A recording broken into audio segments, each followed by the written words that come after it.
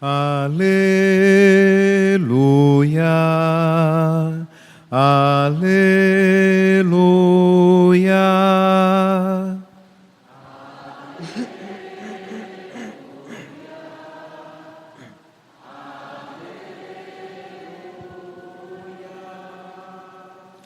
Oriente, esplendor da luz eterna e sol de justiça, vinde iluminai os que estão sentados nas trevas e à sombra da morte.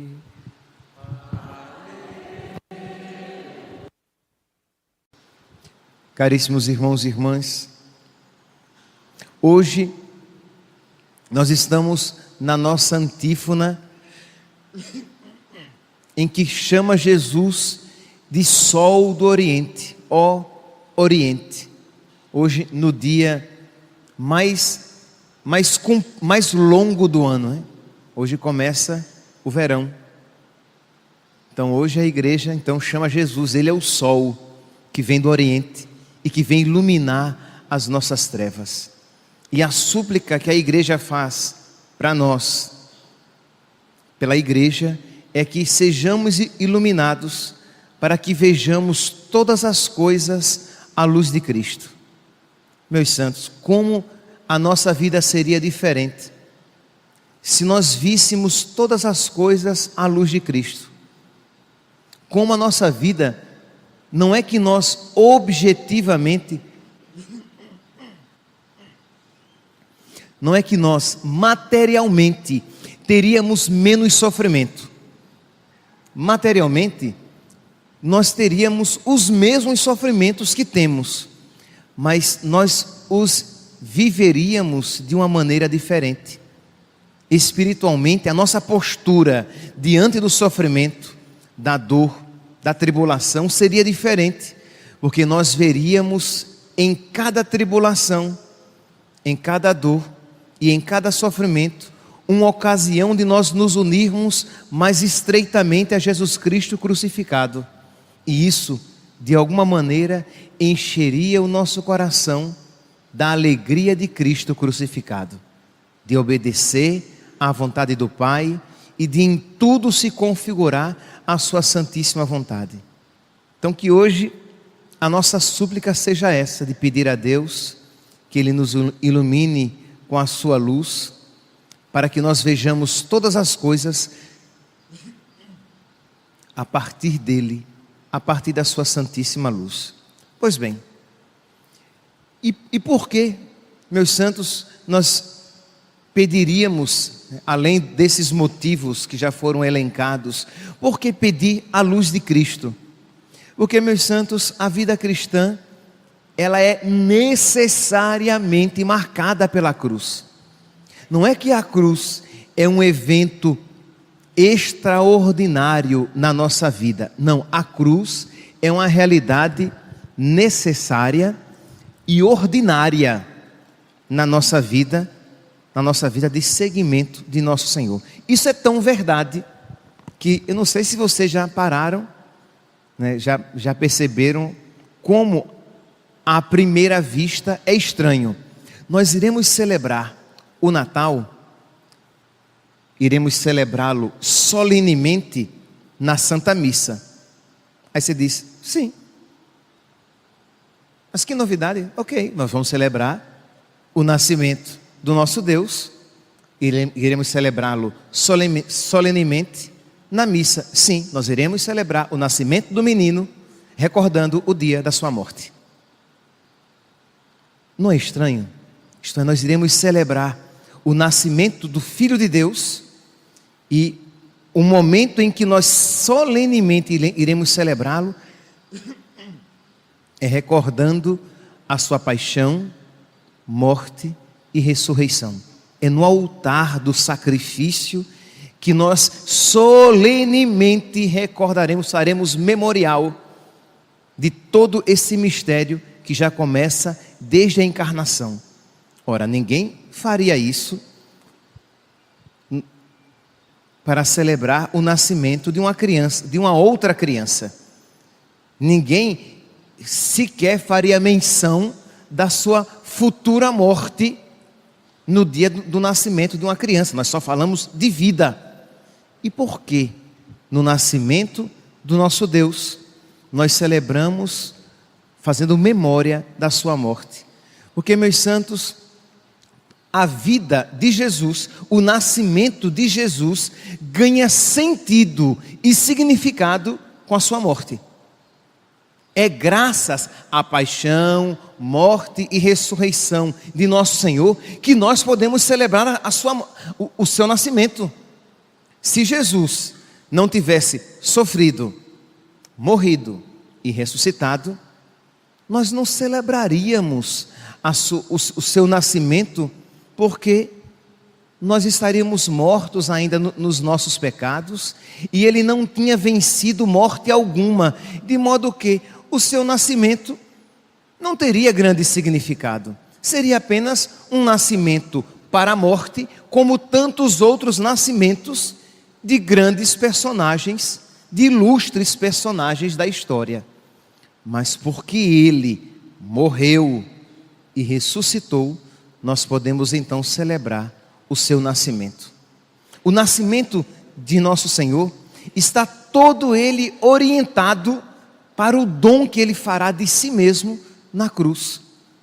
É uma realidade que nós não podemos. A gente às vezes se aproxima do presépio e fica preso apenas às realidades plásticas, isto é, a beleza sensível que nós conseguimos, a beleza sensível do presépio e a beleza psicológica, afetiva, que daquela imagem nós conseguimos abstrair.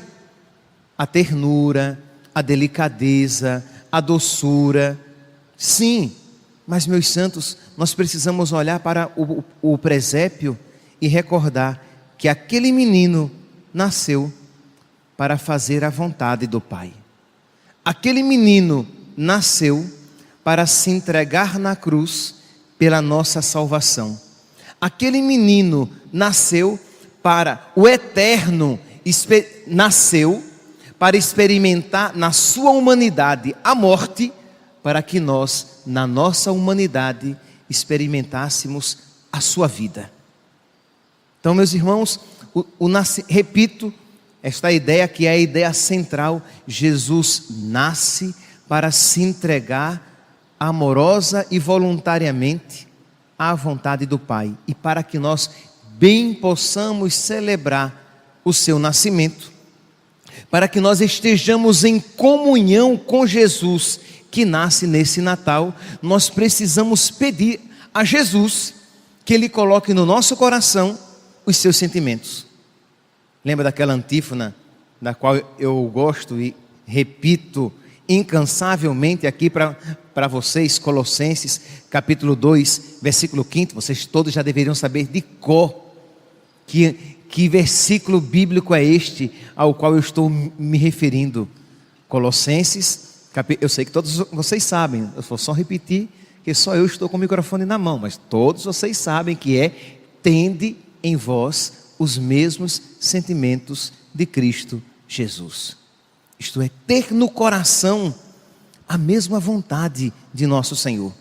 Ter no coração as mesmas disposições de nosso Senhor. Porque afinal de contas, nós queremos todos os dias estar em comunhão com Ele. Em comunhão com Ele quando nós rezamos, para que o nosso espírito esteja em comunhão com o Espírito de nosso Senhor. Em comunhão com Ele quando nós recebemos cada sacramento de uma maneira especialíssima. Quando recebemos Jesus na Eucaristia, eu quero fazer comunhão com Ele. Comunhão com Ele quando nós simplesmente participamos da Santa Missa. Nós não participamos da Santa Missa simplesmente como espectadores diante de uma peça teatral. Nós participamos da Santa Missa pedindo, nem que seja não claramente, mas estamos todos aqui pedindo a Jesus a graça de ter comunhão com Ele, de sermos amigos dEle, de tê-lo em nós e de nele estarmos nós também. Ora, como é que nós poderemos tê-lo em nós e nele estarmos, se nós não quisermos estar em comunhão com isto que era central na sua vida: fazer a vontade do Pai. O dom de si mesmo, não ser dono de si mesmo. É tão bonito, né? É tão romântico, mas não é nada fácil, meus santos. Vocês sabem, não ser dono, não ser dono de si mesmo, nem um pedacinho. Isto é, eu vou dar um muitão a Deus, mas este pedacinho de mim será meu. Se Ele se adequar à minha vontade, ótimo, mas se não, é meu. É só um pedacinho, Senhor. E Jesus, Ele não se guardou, Ele não reservou para si nenhum pedacinho de si. Ele se deu totalmente ao Pai, querendo em tudo fazer a vontade do Pai. O autor da carta aos Hebreus, no capítulo 10, no versículo 5, ele diz quais palavras Jesus tinha nos lábios ao entrar no mundo. Nós podemos então imaginar, quando a partir do Natal nós nos colocarmos diante do presépio e olharmos para aquele menininho, todos nós poderíamos, se não conseguirmos guardar na nossa memória e no nosso coração, ler a palavra de Deus, ou então no presépio de suas casas, nas manjedouras, nos meninos Jesus em suas casas, de vocês lerem esse trechinho aqui de Hebreus, capítulo 10, versículo 5, que foi a primeira palavra que Jesus, feito homem, pronunciou. Qual foi a palavra, a frase que Jesus pronunciou ao nascer na carne? Eis que venho fazer com prazer a vossa vontade, Senhor. Diz aqui na carta aos Hebreus, capítulo 10, versículo 5.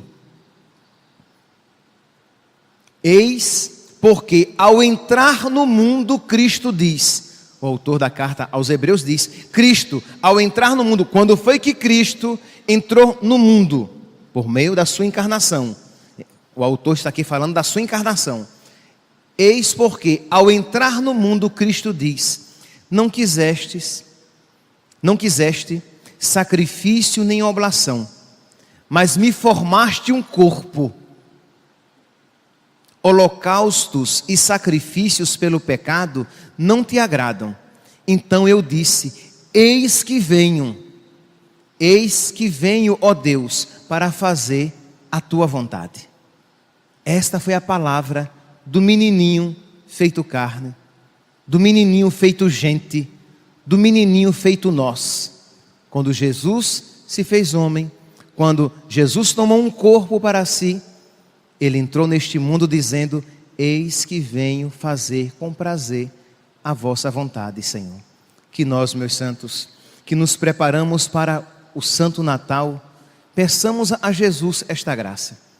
Que a sua luz, que a luz dele, que é o Espírito Santo, venha sobre nós e nos dê esta sabedoria. Que o Oriente, que o sol que vem do Oriente para nos iluminar, nos mostre que só existe sabedoria neste mundo. Que vida bem vivida neste mundo não é vivida para si, mas é vivida para Deus. Que vida bem vivida e feliz neste mundo é uma vida que se desapega de si e que se faz um dom total a Deus, dizendo, eu quero fazer, Senhor, eu quero fazer com prazer a tua vontade. Para terminar, me veio agora mesmo, enquanto eu falava, a lembrança de uma vez eu estava indo com um padre lá em Maceió. Ele ia pregar um retiro e eu estava com ele, eu estava no passageiro e a viagem era um pouquinho longa. Ele disse, Verlan, vamos rezar a liturgia das horas? Era esse período de Natal. E eu ia rezando, ele ia acompanhando, já conhecia há muito tempo, então conseguia até acompanhar os salmos. E tem, eu não sei se é nas laudes, na minha cabeça está nas laudes, na oração da manhã, que vem essa antífona. E eu estava, como eu já falei a vocês, que graças a Deus, por misericórdia de Deus, eu nunca tive crise vocacional. Eu já tive muitas crises existenciais, né? De me revoltar com a cruz. Mas vocacional não. Então eu estava em uma das minhas crises existenciais. E rezei essa antífona. Eis que veio fazer com prazer. E aí eu enganchei. Eu parei, e ele me conhecia, né? E ele virou para mim e disse: né, meu filho? Dizer com prazer é duro, né? Eis que venho fazer com prazer. E eu dizia: eu estou fazendo, mas entre lágrimas. Eu estou fazendo, mas me lamentando. Eu estou fazendo, reclamando. Ele disse: tá bom, meu santo. Quer dizer, ele não me chamou meu santo, não. Tá bom, meu filho. Enquanto isso, nosso Senhor aceita. Mas peça a Ele para um dia fazer com prazer a vontade de Deus na sua vida. Que todos nós, meus santos, que nos preparamos para este Natal, que enquanto a alegria de fazer a vontade do Senhor não despontar no nosso coração, que entre lágrimas, arrastando, às vezes chorando, e às vezes, que pena, reclamando, façamos a vontade de Deus, mas sempre pedindo a Ele: meu Deus, que a Tua luz me ilumine, para que um dia, com prazer, eu faça a vossa vontade. Louvado seja nosso Senhor Jesus Cristo.